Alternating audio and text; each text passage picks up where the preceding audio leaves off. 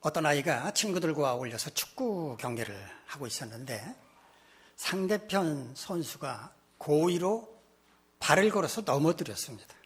그래서 땅바닥에 나뒹굴고 말았습니다. 얼마나 화가 났을까요? 그때 바로 할아버지가 이 아이를 붙잡고 이렇게 말해 주었습니다. 나는 네가 분노할 줄 안다는 게 얼마나 기쁜지 모르겠다. 분노는 좋은 것이란다. 사실은 나도 늘 화가 나 있거든. 하지만 아이는 할아버지의 이 말을 믿을 수가 없었습니다. 그래서 이렇게 할아버지에게 말했습니다. 할아버지가 늘 화가 나 있으시다고요? 저는 할아버지가 화내는 걸 한 번도 본 적이 없는데요. 그래서 할아버지가 이렇게 말씀하십니다. 나는 내 안에 있는 분노를 선한 목적으로 사용하는 법을 배워서 알고 있기 때문이란다. 사람에게 분노는 자동차의 기름과 같은 것이란다. 사람은 분노를 연료로 삼아서 앞으로 나가기도 하고 더 나은 인간이 되기도 한단다. 만약에 사람에게 분노가 없다면 어떻게 되겠니? 어떤 일에 도전하고 싶은 의지도 생기지 않을 것이다. 분노는 무엇이 정당하고 무엇이 정당하지 않은지를 구별하여 정의를 내리도록 우리의 등을 떠미는 연료와 같단다. 우리가 전기를 제대로 사용하면 삶을 개선할 수 있지만 잘못 사용하면 사람이 다치거나 죽을 수도 있는 것과 같이 우리는 분노를 현명하게 사용하는 법을 배워야 하는 것이란다. 참 훌륭한 할아버지라는 생각이 드시죠? 이 할아버지는 바로 마하트마 간디였고 아이는 간디의 5번째 손자인 아룬 간디였습니다. 이 아룬 간디는 소년 시절에 할아버지 마하트마 간디와 함께 생활하면서 분노를 조절하는 방법 그리고 분노를 삶의 원동력으로 삼는 방법을 배웠는데 그것들을 모아서 분노 수업이라고 하는 책으로 발간을 했습니다. 방금 소개해드린 이야기는 이 책에 실린 내용 가운데 일부입니다. 이 책에는 이런 이야기도 있습니다. 네 마음에서 분노가 일어나는 것을 느낄 때마다 잠깐 멈춰서서 누구 때문에 혹은 무엇 때문에 그런 감정이 일어나는지 글로 적어보아라. 이렇게 하는 목적은 분노의 뿌리가 무엇인지 알기 위함이란다. 분노의 근본적인 뿌리가 무엇인지 깨달아 알 때 비로소 그 문제 해결책을 찾을 수 있기 때문이란다. 그러면서 할아버지 간디는 다른 사람의 관점을 이해하고 인정하는 것이 중요하다고 설명을 합니다. 오늘은 분노에 관한 이야기인데요. 함께 본문 가운데로 들어가서 어떤 상황 가운데서 발생한 것인지 살펴보도록 하겠습니다. 먼저 민수기 20장 1절 말씀을 보시면 첫째 달에 이스라엘 자손 곧 온 회중이 신 광야에 이르러 백성이 가데스에 머물더니 미리암이 거기서 죽음에 거기에 장사되었다라고 말하고 있습니다. 다른 곳에서는요. 출애굽한 지 몇 해째, 몇째 달이다 이렇게 구체적으로 밝히고 있는데 여기서는 그냥 첫째 달이다라고만 말하고 있습니다. 그런데 이스라엘 백성들이 신광야에 이르렀다고 말합니다. 이 신광야는 출애굽한 백성들이 처음에 도착했던 광야였습니다. 출애굽기 16장 1절을 보면 출애굽한 후 둘째 달 15일에 신광야에 도착했다라고 말하고 있는데 오늘 본문도 신광야에 도착했다고 말하고 있습니다. 더구나 이들이 도착한 곳은 가데스였다라고 말하는데 민수기 12장 앞으로 거슬러 올라가 보면 이미 이스라엘 백성들이 바란 광야 가데스라고 하는 곳에 진을 쳤다고 말하고 있고요. 하나님은 여기서 가데스 바네아에서 가나안 땅에 12명의 정탐꾼들을 보내라고 명령하시기도 하셨습니다. 그런데도 이미 오래전에 가데스에 도착을 했는데 오늘 본문을 보면 다시 신광야에 도착을 했으며 그곳이 가데스였다고 말하고 있는 것은 이스라엘 백성들이 계속해서 가데스 바네아 지역을 떠나지 못하고 그곳에 머물고 있었다는 것을 말해주는 겁니다. 같은 가데스라는 곳인데도 앞에서는 바란 광야라고 말하고 오늘 본문에서는 신광야라고 말하는 것은 기록하는 자가 착각했을 수도 있고 또 당시에는 그렇게 물론 신광야는 그 밑에 있는 부분이긴 하지만 당시에는 또 그렇게 부르기도 했기 때문일 수도 있습니다. 자, 그러나 변함없는 것은 그곳이 가데스 지역이었다는 겁니다. 그런데 이때 모세의 누이 미리암이 세상을 떠나서 그곳 사막에 장사되었다고 말합니다. 출애굽한 이후에 사막에서 세상을 떠난 사람들은 많이 있었을 겁니다. 그때마다 어떻게 장사를 했겠습니까? 그냥 모래를 파고 묻을 수밖에 없었을 것입니다. 가나안 땅을 향해 이동하고 있는 중에 세상을 떠났으니까 그런 방법으로 장사할 수밖에 없었을 겁니다. 그런데 이런 상황에서 백성들은 마실 물이 없다면서 모세와 아론에게로 몰려와 불평을 쏟아냈다고 말합니다.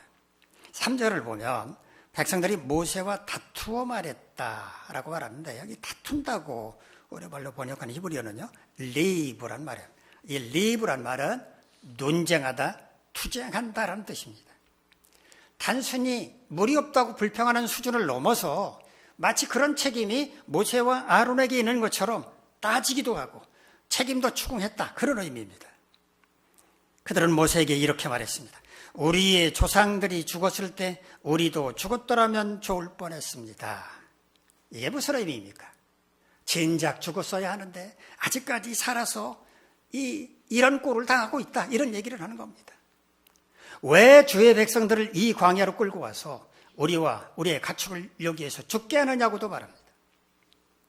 이스라엘 백성들이 출애굽한 게 모세 때문이었습니까? 이스라엘 민족이 번성하는 것을 불안하게 생각한 애굽 왕이 그들을 건설 현장으로 내몰아서 무거운 짐을 지게 하고 감독들을 세워서 학대함으로써 그들의 번성함을 막으려고 했었습니다. 그렇게 되자 이스라엘 백성들이 고통 가운데서 탄식하며 부르짖게 되었고 하나님이 그들을 불쌍히 여겨서 모세를 보내 구원하신 것이었습니다. 그러니까 그들의 원망과 불평은 왜 우리를 애굽에서 꺼내느냐고 원망하는 것은 누구를 위한 원망? 하나님을 향한 원망과 불평이었다는 말입니다. 그들은 또 이렇게 말했습니다. 왜 우리를 애굽에서 끌어내 이 고약한 곳으로 데려왔습니까? 여기는 씨를 뿌릴 곳도 없고 무화과도 없고 포도도 없고 석류도 없고 마실 물도 없습니다. 우물가에서 숭늉을 찾는다는 우리 속담이 있죠. 숭늉은 밥을 짓고 나서 그것을 다 푼 다음에 남아있는 누룽지에다가 물을 붓고 한참을 우려내야 얻을 수 있는 겁니다. 그런데 쌀을 씻고 있는 우물가에서 숭늉 내놓으시오 라고 말하면 말이 됩니까? 이스라엘 민족은 지금 하나님께서 예비하신 약속의 땅, 젖과 꿀이 흐르는 가나안 땅을 향해 가고 있는 중입니다. 거기 도착해야 씨를 뿌릴 땅도 있고 무화과도 얻을 수 있고 포도와 석류도 얻을 수 있고 물도 얻을 수 있습니다. 그런데 사막 한가운데서 씨를 뿌릴 땅도 없습니다. 무화과도 없습니다. 포도도 없습니다. 석류도 없습니다. 마실 물도 없습니다. 이렇게 불평하는 게 맞습니까? 이것은 불평하기 위한 핑계에 불과했습니다. 이런 백성들의 공격적인 태도 앞에서 모세와 아론의 마음은 얼마나 참담했겠습니까? 두 사람은 백성들을 떠나 회막문 앞에 엎드렸습니다. 그들이 처한 상황을 그들 힘으로는 헤쳐나갈 수가 없었기 때문입니다. 우리 민수기 20장 6절에서 8절까지 말씀 함께 읽겠습니다. 시작. 모세와 아론이 회중 앞을 떠나 회막문에 이르러 엎드리매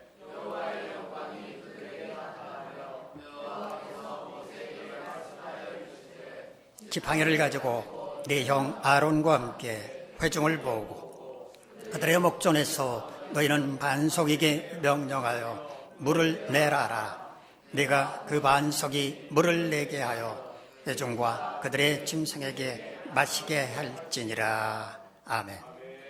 하나님은 회막문 앞에 엎드린 모세와 아론을 불쌍히 여기시고 그들에게 영광을 나타나셨습니다. 그런데 하나님은 두 사람에 대해서 억지를 부리듯 원망하고 불평한 백성들에 대해서는 진노하지 않으셨습니다. 이상하지 않습니까? 평소 같았더라면 하나님께서 세운 지도자를 향해서 원망하고 불평하는 백성들에 대해서 진노하셨을 텐데 왜 이날은 아무 말씀도 하지 않으신 걸까요? 성경에는 그 이유가 나타나지 않지만 저는 이렇게 생각을 합니다. 하나님은 그들을 이미 버리셨기 때문이었습니다. 가나안 땅에 대해서 악평하는 10명의 정탐꾼들 말만 듣고 밤새도록 통곡하고 차라리 지도자 한 사람을 따로 세워서 우리 애굽으로 돌아가자라면서 오깃장을 놓았을 때 하나님은 그들 모두를 전염병으로 멸하시고 그들보다 크고 강한 민족을 선택하시겠다고 말씀하셨습니다. 모세는 그런 하나님께 간청해 전염병으로 민족이 멸망하는 건 막았지만 하나님은 그들 모두가 가나안 땅에 들어갈 수 없을 것이라고 하는 무서운 철퇴를 가하셨습니다. 그러니까 그들 모두는 광야에서 죽을 수밖에 없는 존재들이었다는 말입니다. 그런 그들이 또다시 마실 물이 없다면서 모세와 아론에게 달려들어서 억지를 부리며 공격하는 것을 보신 하나님은 그들에 대해서 진노하시는 것조차 포기하셨다는 말입니다. 내가 너희들을 이미 버렸는데 너희들에 대해서 진노한들 무슨 소용이 있겠느냐 이렇게 생각을 하셨다는 말입니다. 대신 모세와 아론에게는 그 어려움을 헤쳐나갈 특별한 권능을 허락해 주셨습니다. 백성들을 반석 앞으로 모은 다음에 손에 지팡이를 잡고 반석을 향해서 이렇게 명령하라고 말씀하셨습니다. 반석아, 물을 내라. 그러면 반석이 그 명령에 순종해서 물을 낼 것이므로 백성과 간축들로 하여금 물을 마시게 하라는 말씀이었습니다. 물을 내라는 명령에 반석이 순종해서 물을 낸다. 이건 하나님이 아니면 할 수 없는 일이었습니다. 모세가 이 명령을 어떻게 이행했는지 우리 민수기 20장 9절부터 11절까지 말씀 함께 읽겠습니다. 시작. 모세가 그 명령대로 여호와 앞에서 지팡이를 잡으니라.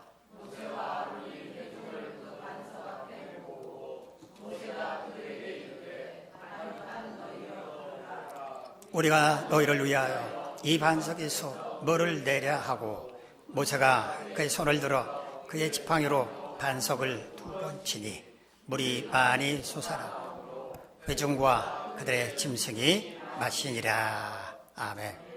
모세는 백성들을 반석 앞에 모이도록 한 다음에 지팡이를 들고서 이렇게 말했습니다. 반역한 너희여 들으라. 반역한다라고 번역하는 히브리어는요 마라흐란 말인데 고집이 세다, 강팍하게 행동한다 이런 뜻입니다. 우리가 흔히 강팍하다 이렇게 말하죠. 강팍하다라고 말하는데 표준어는 강팍, 좀 발음하기 어렵지만 강팍하다란 말입니다. 강팍하다는 말이 무슨 뜻입니까? 한자 말이죠. 굳셀강, 억강직할 강, 억셀강, 괴팍할 팍, 너그럽지 못할 팍입니다. 성미가 깐깐하고 고집이 세다는 뜻입니다. 그동안 이스라엘 백성들이 얼마나 모세와 아론을 괴롭혔습니까? 사사건건 원망하고 불평했던 그들에 대해서 모세와 아론은 아마 정나미가 뚝 떨어졌을 것입니다. 그래서 그들을 향해서 반역한 너희여, 강팍한 너희여, 내가 하는 말을 들어보라 이렇게 말을 한 겁니다. 모세는 또 이렇게 말했습니다. 우리가 너희를 위하여 이 반석에서 물을 내랴. 하나님이 모세에게 명령하신 대로 반석을 향해서 반석아 물을 내라 이렇게 말하면 되었는데 모세는 왜 우리가 너희를 위하여 이 반석에서 물을 내랴 라고 백성들에게 물어보는 듯한 말을 했을까요? 백성들이 모세와 아론을 향해서 원망하고 불평한 것은 모세와 아론을 하찮게 여겼기 때문이라고 생각했기 때문입니다. 그런 그들로 인해서 화가 치밀어 오른 모세는 자신과 아론이 얼마나 놀라운 일을 행할 수 있는지를 그들에게 보여줄 수 있다라고 하는 것을 과시하려고 했던 겁니다. 하나님이 반석에서 물을 내실 것을 알고 있던 모세는 마치 자기들이 반석에서 물을 낼 수 있는 놀라운 능력을 갖고 있는 것이라고도 한 것처럼 우리가 너희를 위해서 이 반석에서 물을 한번 내볼까? 이렇게 은근히 과시하려고 했다는 말입니다. 모세는 지팡이를 높이 들여 올렸다가 힘차게 바위를 내리쳤습니다. 그것도 한 번이 아니라 2번씩이나. 자, 이런 모세의 행동에 대해서 하나님께서 뭐라고 말씀하셨는지 우리 민수기 20장 12절 말씀 함께 읽겠습니다. 시작. 여호와께서 모세와 아론에게 이르시되 너희가 나를 믿지 아니하고 이스라엘 자손의 목전에서 내 거룩함을 나타내지 아니한 고로 너희는 이 회중을 내가 그들에게 준 땅으로 인도하여 드리지 못하리라 하시니라. 아멘. 하나님은 모세와 아론이 하나님을 믿지 않았다고 말씀을 하셨는데 모세와 아론의 어떤 행동을 지적하신 것일까요?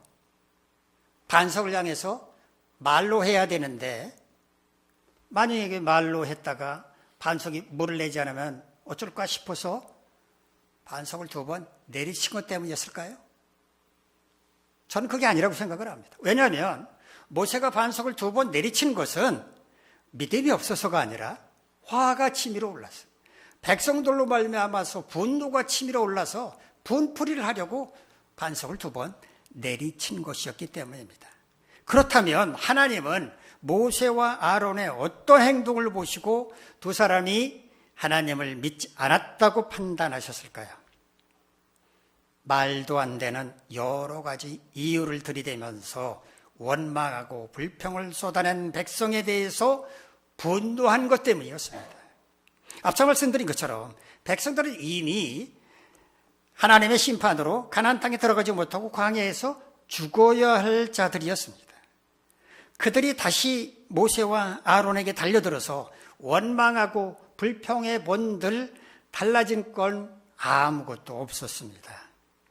만약에 모세와 아론이 하나님을 믿었더라면 두 사람을 향해 원망하고 불평하는 백성들에 대해서 어떻게 행동하는 것이 옳았다고 여러분은 생각을 하십니까? 아이고 불쌍한 것들, 하나님의 심판을 받고 멸망당하는 게 억울해서 분해서 그러는 모양이로구나. 내가 하나님께 부탁해서 마실 물이 없어서 고통당하는 너를 위해서 물을 좀 주시라고 부탁을 해보마. 이렇게 말하는 게 옳았습니다. 이미 망한 자들이 녹두리처럼 원망과 불평을 쏟아내고 있다고 그들에 대해서 분노를 표출한다고 하는 것은 그들을 심판하실 하나님을 믿지 못하는 그런 행동이었다는 말입니다. 하나님은 또한 모세와 아론이 하나님의 거룩함을 나타내지도 않았다라고 책망하셨는데 두 사람이 백성들 앞에서 어떻게 행동하는 것이 하나님의 거룩함을 나타내는 것이었을까요? 마실 물이 없다면서 원망하고 불평하는 백성들을 향해서 우리가 너희를 위해서 반석에서 물을 내랴? 이렇게 말할 게 아니라 하나님께서 여러분을 불쌍히 여기셔서 여러분과 가축이 마실 물을 공급해 주실 것입니다. 이렇게 말하는 게 하나님의 거룩함을 나타내는 것이었습니다. 하나님을 믿지도 않았고 거룩함을 나타내지도 않았던 모세와 아론에 대해서 하나님은 아주 무거운 벌을 내리셨는데 백성들을 이끌고 가나안 땅에 들어가지 못한다는 것이었습니다. 모세와 아론으로서는 참으로 뼈아픈 벌이 아닐 수가 없었습니다. 애굽에서 노예로 살아가던 이스라엘 백성들, 원망과 불평을 입에 달고 살아가던 백성들을 이끌고 가는 것이 정말 힘든 일이었지만 그래도 장차 젖과 꿀이 흐르는 가나안 땅에 들어가리라 라고 하는 소망으로 하루하루 참고 견뎌왔는데 너희들은 그 땅에 들어갈 수 없다 라고 말씀을 하셨으니 마른 하늘의 날벼락과 같았을 것입니다.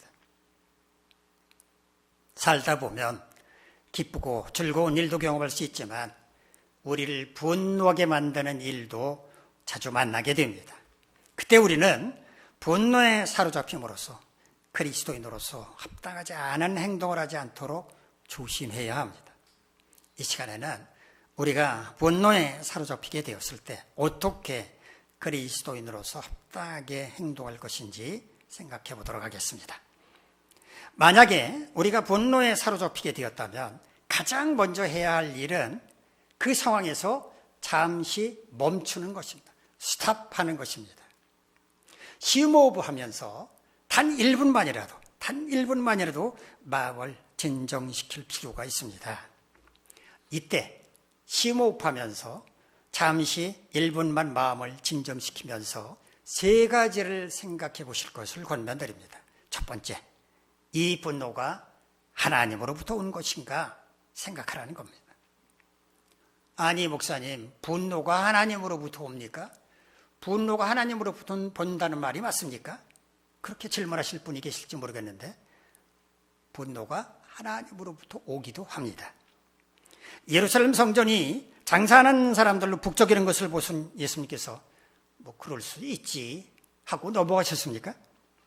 아버지의 집으로 장사하는 자들의 집을 만들지 말라라며 분노하셨습니다. 채찍을 휘둘러서 양과 소를 내쫓으시고 장사꾼들의 좌판을 뒤엎어 버리셨습니다. 하나님으로부터 오는 분노는 거룩한 분노입니다. 하나님은 우리에게 거룩한 분노를 하라고 명하실 때도 있습니다.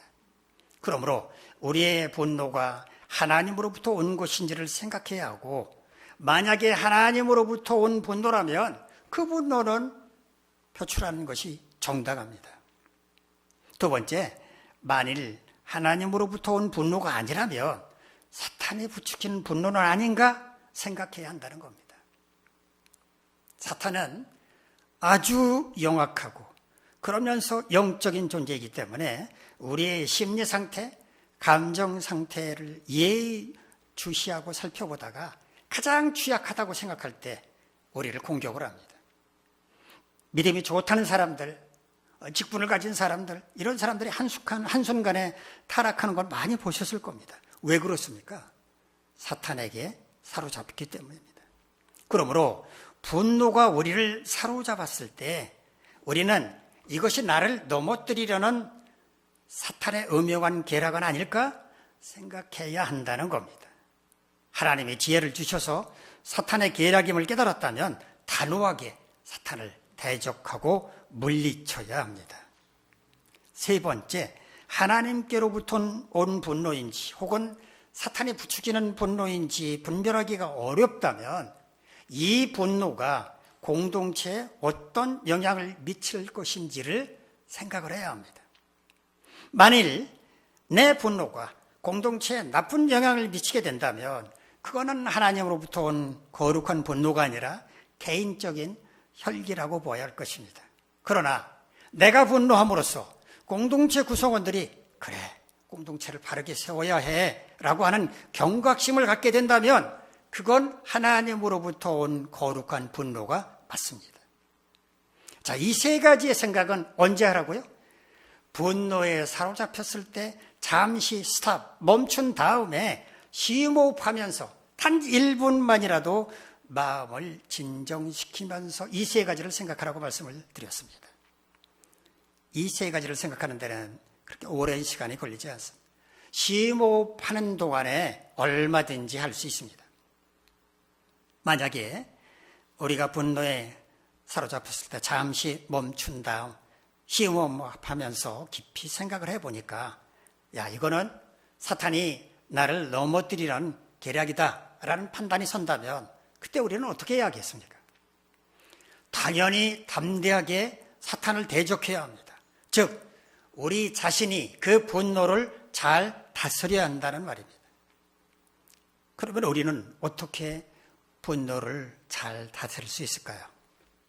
첫 번째, 분노에 사로잡힌 자신에게서 멀찍이 떨어져서 분노한 자신을 관찰해야 한다고 전문가들은 이구동성으로 조언을 합니다. 분노하고 있는 자신을 객관적으로 바라보라는 말입니다. 자신이 무엇 때문에 분노하고 있는지 깨달으라는 말입니다. 그렇게 깨닫는 것만으로도 분노는 누그러질 수 있다는 것입니다. 두 번째는 분노를 무조건 억누르려고만 하지 말고 분노의 에너지를 생산적인 방법으로 발산하라는 것입니다. 분노를 자꾸 억누르게 되면 그 에너지는 차곡차곡 쌓여서 나중에는 엄청난 폭발로 이어지거나 아니면 화병이 생기게 됩니다. 그렇게 되지 않도록 분노라는 에너지를 발산시켜야 하는데 운동을 한다거나 아니면 봉사활동을 하는 것 등이 있습니다. 잠언 25장 21절로 22절을 보면 이런 말씀이 있습니다. 네 원수가 배고파하거든 음식을 먹이고 목말라거든 물을 마시게 하라. 그리하는 것은 핀 숯을 그의 머리에 놓는 것과 일반이요 여호와께서 내게 갚아주시리라. 원수는 자신에게 분노를 안겨준 상대방일 수 있는데 그런 원수가 목말라하고 배고파할 때 먹을 것을 주고 마실 물을 준다고 하는 것은 분노의 에너지를 섬김으로 전환하는 것이라고 말할 수 있습니다. 우리가 이렇게 행할 때 분노의 에너지가 축적되는 것을 막아줄 수 있다는 말입니다. 세 번째는 자신을 분노하게 만든 사람을 용서하도록 노력해야 합니다. 용서는 누가 합니까? 피해자가 하는 것입니다. 자신을 분노하게 만든 그 사람, 가해자가 사과 한마디 하지 않습니다. 뻔뻔하게 있어도 그냥 피해를 당한 내가 먼저 용서하라는 말입니다. 왜 그럴까요? 분노를 계속 품고 있으면 자기 몸과 마음만 상하기 때문입니다. 그러므로 자신을 위해서 상대방을 먼저 용서하는 게 나은 겁니다. 도저히 용서할 수 없다면 어떻게 할까요? 불쌍히 여겨보시기 바랍니다. 그 인생이 참 가엾다. 오죽하면 저럴까? 이렇게 생각해 보시면 용서할 수 있게 될 것입니다. 네 번째, 하나님께 기도해야 합니다. 기도는 모든 문제를 해결하는 열쇠와도 같습니다. 우리가 분노에 사로잡혀 있을 때, 분노 때문에 도저히 어떤 일도 할 수가 없을 때 기도하면 하나님께서 우리를 분노로부터 자유롭게 만들어 주십니다. 흥분된 마음으로부터 냉정함을 되찾게 해주십니다. 다섯 번째, 분노가 자신을 사로잡고 있는 상황 가운데서도 오히려 감사할 수 있는 조건을 찾아서 하나님께 감사하고 찬양하도록 노력해야 합니다. 그럼에도 불구하고 감사하고 찬양하라는 말입니다. 감사와 찬양은 놀라운 능력이 있어서 분노에 사로잡힌 상황 가운데서 감사하고 찬양할 때 우리는 분노로부터 풀려나서 진정으로 주님께 감사하고 찬양할 수 있게 될 것입니다. 마지막 여섯 번째, 만일 하나님이 주신 거룩한 분노라면 두려워하지 말고 담대하게 분노할 수 있어야 합니다. 하나님의 영광을 가리거나 주님의 몸인 교회를 흔들고 허물려는 행위, 힘이 없는 연약한 지체를 멸시하는 행위, 하나님이 주신 권세를 짓밟으려는 행위로 말미암아 분노했다면 주저하지 말고 사탄의 세력을 대적하는 것처럼 담대하게 분노를 발하는 것이 마땅하다는 말입니다. 분노는 무조건 나쁘다고 생각하는 것은 잘못입니다. 세상에 정의가 무너지고 있는 걸 뻔히 지켜보면서도 분노하는 사람이 아무도 없다면 그 세상은 어떻게 되겠습니까? 불의가 판을 치게 될 것입니다. 학업에서 늘 꼴찌 자리를 차지하고 있으면서도 그런 자기 자신에 대해서 분노하지 않는다면 그 친구는 만년 꼴찌 신세를 멸하지 못할 것입니다. 이처럼 분노는 우리를 더 발전하게 만드는 긍정적인 원동력이 되기도 합니다. 그러나 분노는 부정적인 영향력을 끼치는 경우가 훨씬 더 많습니다. 그래서 우리는 분노를 잘 다스려야 하는 겁니다. 만일 우리가 분노에 사로잡히게 되었다면 잠시 멈추고 단 1분 동안만이라도 시음호흡을 하면서 세 가지를 생각하라고 말씀을 드렸습니다. 첫 번째, 이 분노가 하나님으로부터 온 것인가? 두 번째, 만일 하나님으로부터 온 분노가 아니라면 사탄이 부추기는 분노인가? 세 번째, 하나님께로부터 온 분노인지 혹은 사탄이 부추기는 분노인지 분별하기 어렵다면 이 분노가 공동체에 어떤 영향을 미칠 것인지를 생각해야 합니다. 만약 우리가 사로잡힌 분노가 사탄이 나를 넘어뜨리는 계략이라고 하는 판단이 선다면 우리는 사탄과 대적하며 분노를 잘 다스려야만 한다고 말씀을 드렸습니다. 어떻게 분노를 잘 다스릴 수 있을까요? 첫째, 분노에 사로잡힌 자신에게서 멀찍이 떨어져서 무엇 때문에 분노하고 있는지를 깨달아야 합니다. 두 번째, 무조건 분노를 억누르려고만은 애쓰지 말고 분노의 에너지를 생산적인 방법으로 운동이나 봉사활동을 통해서 발산해야 합니다. 세 번째, 자신을 분노하게 만든 사람을 용서하도록 노력해야 합니다. 자기 자신을 위해서 그래야 합니다. 네 번째, 하나님께 기도해야 합니다. 기도하면 하나님께서 우리를 사로잡힘에서 풀어주시고 흥분을 가라앉히고 냉정함을 되찾게 해주실 겁니다. 다섯 번째, 분노가 자신을 사로잡고 있는 그 상황 가운데서도 오히려 감사할 수 있는 조건을 찾아서 하나님께 감사하고 찬양하도록 노력해야 합니다. 그럴 때 우리는 분노로부터 풀려나서 진정으로 주님께 감사하고 찬양할 수 있게 될 것입니다. 여섯 번째, 만일 하나님이 주신 거룩한 분노라면 두려워하지 말고 담대하게 분노할 수 있어야 합니다. 하나님께서 우리를 통해 하나님의 뜻을 이루고자 하시는 것이기 때문입니다. 여러분은 모두 분노가 여러분을 사로잡게 되었을 때 잠시 심호흡하면서 그 분노가 어디에서 왔는지를 생각하고 주님이 주시는 지혜로 분노를 잘 다스릴 수 있기를 간절히 바랍니다. 기도하겠습니다. 자비로우신 하나님, 우리 모두 분노가 우리를 사로잡을 때 잠시 멈추고 스톱한 다음에 그 분노가 어디로부터 왔는지를 헤아리고 만일 사탄이 준 사탄의 계략이라면 담대하게 그 분노를 잘 다스릴 수 있도록 은혜를 베풀어 주시옵소서. 예수님 이름으로 기도합니다. 아멘. 자리에서 일어나서 630